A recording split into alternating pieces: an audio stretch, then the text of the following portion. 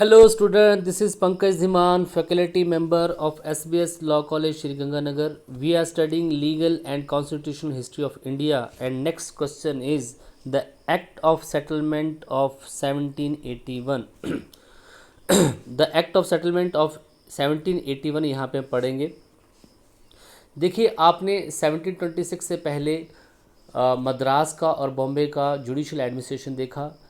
आपने 1773 का regulating act आपने देखा। उसमें बड़ी सारी जो है कॉन्फ्लिक्ट जो है बिटवीन द सुप्रीम गवर्नमेंट, जिसको गवर्नर जनरल काउंसिल, और सुप्रीम कोर्ट के बीच में स्टार्ट होगी, क्योंकि रेगुलेटिंग एक्ट के अंडर जो है सुप्रीम कोर्ट को बनाया गया था। उसका अपना जुरिसडिक्शन था, उसके अपने जज थे और उसका अपना जुरिसडिक्शन भी वहाँ पे था। इसके अलावा इंडियन जो थे वो भी सेटिस्फाई नहीं थे, क्योंकि उनके रूल, उनके कस्टम, उनके ट्रेडिशन थे वो अप्लाई वहाँ पे नहीं हो रहे थे। इसके अलावा और भी यहाँ पे बड़े सारे कॉन्फ्लिक्ट थे। इसके दौरान जो है यहाँ पे पटना केस हुआ, कासीजुरा केस हुआ, राजा नंद कुमार की जो है जुडिशियल किलिंग भी हुई। इसकी वजह से चार्ल्स सेकंड ने जो है यहाँ पे एक्ट ऑफ सेटलमेंट ऑफ 1781 यहाँ पे पास किया, और जितने भी डिफेक्ट थे आपके रेगुलेटिंग एक्ट 1773 के, उनको दूर करने की कोशिश यहाँ पे की गई। तो इस क्वेश्चन को हम यहाँ पे पढ़ेंगे। The Regulating Act 1773 was passed for which aim it did not achieve these aim। तो जिस पर्पस के लिए रेगुलेटिंग एक्ट पास किया गया था, वो पर्पस जो वो एक्ट पास, ये जो एक्ट था, ये इस पर्पस को फुलफिल नहीं कर पाया, अचीव नहीं कर पाया। The act suffered from the several obscurities and defects. बड़े सारे यहाँ पे डिफेक्ट्स यहाँ पे इसके निकले एक्ट के। Constant tussle between the supreme court and supreme council. तो आपने देखा एक टसल था, एक कॉन्फ्लिक्ट का था, जो कि हमेशा सुप्रीम कोर्ट में और सुप्रीम काउंसिल में बना रहा, जिसको गवर्नर जनरल की काउंसिल भी हम जो है बोलते हैं। केस ऑफ कासीजरा नंद कुमार का केस जो है, इसके जो है एग्जाम्पल यहाँ पे आपको मिल जाते हैं। Seriously affected the revenue collection resulting into the blockage of governor. इससे जो कंपनी का जो रेवेन्यू था, इस पे भी बहुत ज़्यादा इफेक्ट पड़ा जब रेगुलेटिंग एक्ट बना 1773 का। इससे जो है क्योंकि आपने देखा कि सारी चेंजेस जो यहाँ पे जो थी रेगुलेटिंग एक्ट के थ्रू की गई, कंपनी ईस्ट इंडिया कंपनी जो थी उसके उसका जो वर्किंग प्रोसीजर था, उसके जो अकाउंट थे, उनकी जो ट्रांजैक्शन थी, उनको थोड़ा सा और वहाँ पे सिक्योर करने की कोशिश की, जिससे जो है वहाँ पे रेवेन्यू कलेक्शन भी जो है कम हो गया। Justice in favour of the Indians were not according to the civil and religious use of the native and their ancient rights. तो सबसे बड़ी प्रॉब्लम थी कि जो इंडियंस थे, उनके लिए कोई जस्टिस का प्रॉपर वहाँ पे लॉ नहीं थे, प्रोसीजर नहीं थे। उनके रिलीजियस यूजेस और नेटिव के जो एंशिएंट राइट्स थे, उनको इंपॉर्टेंस नहीं दी जा रही थी। तो सुप्रीम कोर्ट पे जो इंडियंस थे, उनका कोई भी फेथ वहाँ पे नहीं रह गया था। ये सारी प्रॉब्लम आपने देखी, जो कि 1773 के रेगुलेटिंग एक्ट की वजह से इंडिया में आई। अब यहाँ पे इनको ओवरकम करने के लिए 1781 का जो है सेटलमेंट एक्ट पास जो है किया गया। Owing of some of these reasons, the Act of the Settlement was passed in the year 1781 in order to remove the deficiencies and defect of the Regulating Act 1773. Mainly the following object were to pass this act। क्या क्या object यहाँ पे पूरे किए गए, क्या क्या चीज़ें यहाँ पे नई लाएगी? To remove the conflict between the supreme court and supreme council. जो सुप्रीम कोर्ट और सुप्रीम काउंसिल से रिलेटेड जो कॉन्फ्लिक्ट थे, जो कि उनके जुरिसडिक्शन से रिलेटेड थे, उनको जो है यहाँ पे ख़त्म किया गया। To define the jurisdiction of the supreme court का जुरिसडिक्शन यहाँ पे डिफाइन किया गया। To determine the relationship between the supreme court and provincial court. यहाँ पे प्रोविंशियल कोर्ट और सुप्रीम कोर्ट के बीच में रिलेशन को इस्टेब्लिश किया गया कि कौन किसके अंडर होगा और कौन से केसेस जो है उनकी अपील जो है की जा सकती है। To provide protection to the old laws in India. India में जो ओल्ड लॉ थे, और इंडियंस यही चाहते थे कि उनके लॉज के अकॉर्डिंग, उनके कस्टमर राइट्स के अकॉर्डिंग ही जो है वहाँ पे उनके डिस्प्यूट सॉल्व किए जाएँ, तो ओल्ड लॉ को भी यहाँ पे इंपॉर्टेंस दी गई। अब यहाँ पे मेन प्रोविज़न जो हम देख लेंगे क्या क्या चेंजेस यहाँ पे की गई। अब आपके पास फर्स्ट है to determine the jurisdiction of the supreme court. सबसे पहले क्या हुआ, अंडर द 1781 सेटलमेंट एक्ट के अकॉर्डिंग जो था, वो जो सुप्रीम कोर्ट का जो जुरिसडिक्शन था, जो कि पहले क्लियर नहीं था, उसमें बड़े सारी डेफिशिएंसीज थी। अब सुप्रीम कोर्ट के जुरिसडिक्शन को सबसे पहले, उसके क्षेत्राधिकार को सबसे पहले जो है यहाँ पे डिटरमिन किया गया। First of all, determination of the jurisdiction of the supreme Court was given in this act for the purpose the following arrangement was made in this act. कौन कौन सी अरेंजमेंट की गई? First, all the residents of Kolkata whether Indians और British will be under the jurisdiction of the supreme Court. पहले Supreme court का जो jurisdiction था वो अनक्लियर था। ईस्ट इंडिया कंपनी सब्जेक्ट था, ईस्ट इंडिया के सारे employ servant of the East India company, British subject, ये सारी चीज़ें वहाँ पे लिखी गई थी। अब जो भी इंडियन या ब्रिटिश जो है सुप्रीम कोर्ट की जुडिक्शन कलकत्ता में जो रहता है वो सुप्रीम कोर्ट के जुडिक्शन में आ जाएगा, चाहे वो इंडियन हो चाहे वो ब्रिटिश हो। The post of the person residing outside the Calcutta most of the person residing outside the Calcutta were excluded from the jurisdiction of supreme court. अब कलकत्ता से बाहर जो लोग रहते थे उन पे सुप्रीम कोर्ट का जुडिक्शन नहीं चलेगा, वो उनके केसेस को नहीं सुनेगी। जो प्रोविंशियल कोर्ट यहाँ पे बनाएगी वो उनको सुनेगी।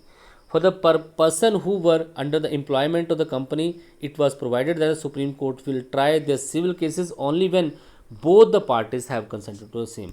अगर कोई पर्सन जो है कंपनी का एम्प्लॉयर है तो उसको सुप्रीम कोर्ट की जुडिक्शन नहीं आती है, पहली बात तो ये। लेकिन फिर भी अगर उनका कोई सिविल केस है और वो सुप्रीम कोर्ट में उसको लेके जाना चाहते हैं तो दोनों पार्टीज़ की यहाँ पे कंसेंट होगी, तभी जो है ये केस सुप्रीम कोर्ट में लेके जाया जा सकता है। नेक्स्ट है exclusion of the person performing their duties of the post from the jurisdiction of the supreme court के जुडिक्शन में ये पर्सन भी सारे जो है एक्सक्लूड कर दिए गए, ये इन सुप्रीम कोर्ट के जुडिक्शन में नहीं आते हैं। First of all governor general and member of his council, क्योंकि इनके बीच में टसल था, सुप्रीम गवर्नमेंट और सुप्रीम कोर्ट के बीच में जो टसल था, और गवर्नर जनरल एंड काउंसिल को क्या बोला जाता है, सुप्रीम काउंसिल ही बोला, गवर्नमेंट या फिर सुप्रीम काउंसिल ही बोला जाता है। तो इनको जो है इनके जुडिक्शन से ये अपना काम जो है अलग तरीके से अब कर सकते हैं।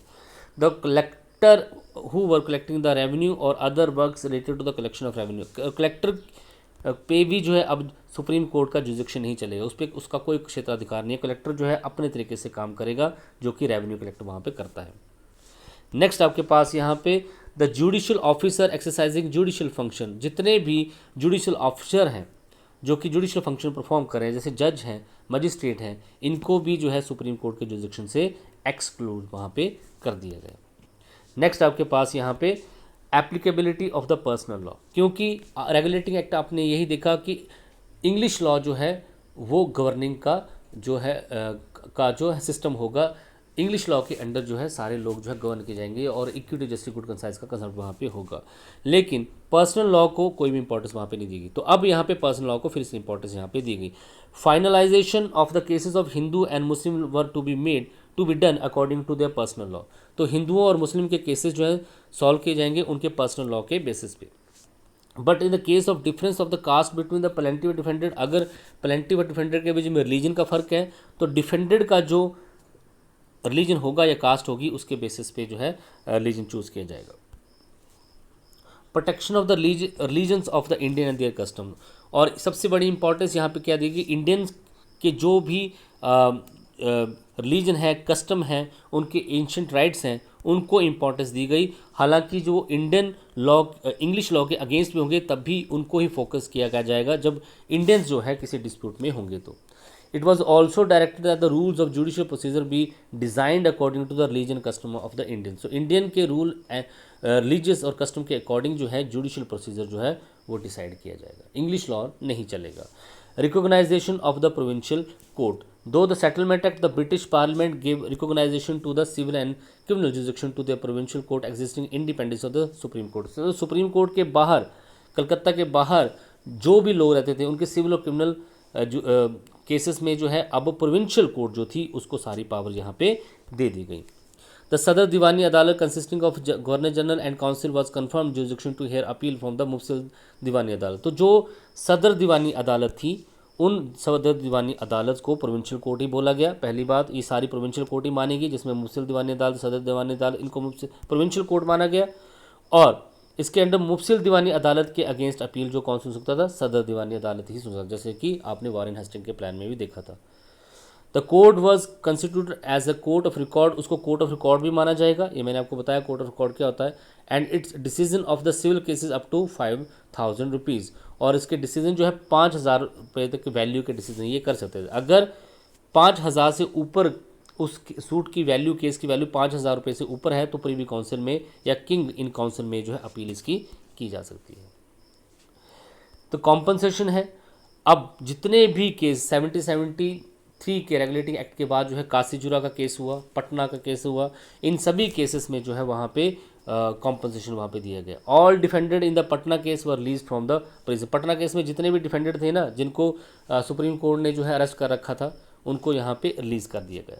The governor general council, advocate general and all persons were thereby indemnified. Governor general council, advocate general जो थे, उनको सभी को इंडेमनीफाइड, उनकी क्षतिपूर्ति की गई और उनको जो है उन पे कोई भी सूट और प्रोसिक्यूशन नहीं होगी, इससे उनको डिस्चार्ज कर दिया गया। कोई भी सूट उन पे नहीं लगेगा जो भी उन्होंने पटना केस या पटना केस में जो किया था। Patna case, the claim of Nadir Begum were also भी, नादिरा बेगम का जो क्लेम था उसको इंडेमनीफाई कंपनी ने उसको जो है हरजाना वहाँ पे दिया। लीगल पावर्स, तो the governor general and council were empowered by this act to frame rule and regulation for the territories of Bengal, Bihar and Orissa. तो पहले क्या था, पहले जो भी इंडिया में रूल एंड रेगुलेशन बनाएगा 70-73 के रेगुलेटिंग एक्ट के अंडर, उसमें वो सारे रूल जो कौन बनाएगा, सुप्रीम कोर्ट बनाएगा। लेकिन अब ये पावर जो किसको दे दी, गवर्नर जनरल काउंसिल को ये पावर देगी, वो जितने भी रूल रेगुलेशन बनाएगा टेरिटरी ऑफ बंगाल, बिहार, उड़ीसा के लिए वो बनाएगा। सुप्रीम कोर्ट को इन रूल्स एंड रेगुलेशन में रजिस्टर करने की जरूरत भी इनकी नहीं पड़ेगी। अब इवैल्यूएशन देख लेते हैं। तो 1781 का सेटलमेंट एक्ट आपने देखा किस पर्पज से आया, क्योंकि बड़े सारे वहाँ पे कॉन्फ्लिक्ट क्रिएट हो गए थे, डिस्प्यूट क्रिएट हो गए थे between the supreme council and supreme court. तो उनको रिमूव करने के लिए जो है ये आया था। तो उसके बेसिस पे अब इसका इवैल्यूएशन कर लेते हैं। सबसे पहले, the situation of conflict between the supreme court and supreme council ended by the determination of the jurisdiction of the supreme court. अब सुप्रीम कोर्ट का जुरिसडिक्शन जब डिसाइड हो गया, तो जो supreme council, governor general council जो है और जो सुप्रीम कोर्ट है, इसके बीच में जो टसल था, जो डिस्प्यूट था, वो अब खत्म हो गया जुरिसडिक्शन डिसाइड करने की वजह से। Second, the employees and officer acted in the cause of their official duty were excluded from the jurisdiction of the supreme court. तो आपने ये देखा प्रोविजन में कि जो एम्प्लॉय और ऑफिसर थे जो कि अपनी ऑफिशियल ड्यूटी परफॉर्म कर रहे थे, जितने भी वो एडवोकेट थे, मजिस्ट्रेट थे, जज थे, उनको जो है सुप्रीम कोर्ट से बाहर कर दिया गया, उसकी जुरिसडिक्शन से उनको बाहर कर दिया गया, और ताकि वो अपना एक्ट जो है इंडिपेंडेंटली वहाँ पे कर सकें और विदाउट एनी बायस और फ्री होकर अपना काम जो है कर सकें बिना किसी डर के। The Indian were protected and encouraged by the application of Indian law. Indians को प्रोटेक्ट किया गया और इंडियंस पे इंडियन लॉ ही, उनके जो रिलीजियस कस्टम और ट्रेडिशन में जो थे, उन्हीं कस्टम, ट्रेडिशन और रिलीजन को जो है वहाँ पे फॉलो किया गया। The reason of prisoners of Patna case gave them the justice and increase their fair toward. जितने भी release, sorry not reason, release, जितने भी प्रिजन थे जो कि पटना केस में, उनको रिलीज़ कर दिया गया, उनको इंडेमनीफाई किया गया, तो उनको भी अब जस्टिस वहाँ पे मिला, तो उनका फेथ जो है कोर्ट में पड़ा। The making of rules of judicial procedure in favour of Indians increase their faith and provided an opportunity of good justice. जब इंडियन के फेवर में कोई जजमेंट होनी है या इंडियंस किसी डिस्प्यूट में इन्वॉल्व हैं, तो वहाँ पे जुडिशियल प्रोसीजर और उसका रूल भी जो है इंडियन के अकॉर्डिंग ही होंगे, और वहाँ पे उनको अपॉर्चुनिटी दी जाएगी अपने आप को डिफेंड करने की।